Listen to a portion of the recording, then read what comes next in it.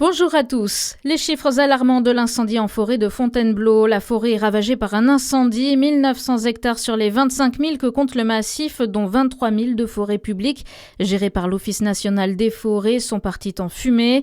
Son ampleur exceptionnelle a rendu indispensable l'engagement d'avions bombardiers d'eau, une première en région parisienne.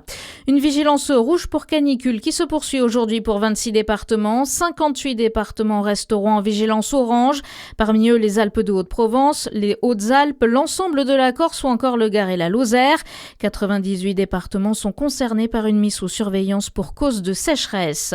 Dans votre actualité aussi, un 14 juillet placé sous le thème du réveil stratégique de l'Europe. Le chef de l'État a prononcé hier son traditionnel discours aux armées et a assuré que la France est prête à défendre la liberté et le droit au prix du sang s'il le faut, tout en réaffirmant sa volonté de poursuivre le réarmement du pays.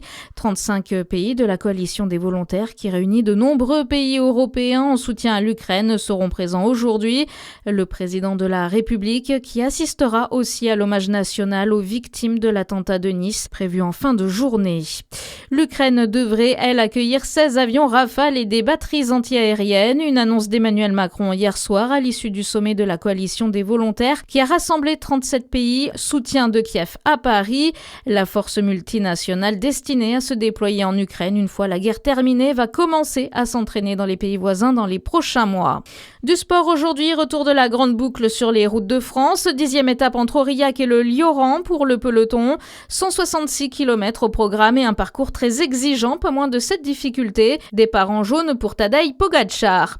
Et puis une demi-finale pour les Bleus face à l'Espagne ce soir. Les 26 joueurs français étaient présents hier à l'entraînement collectif. Parmi eux, le milieu de terrain Aurélien Tchouaméni, Dayo Upamecano et William Saliba. Match à 21h. Bonne matinée.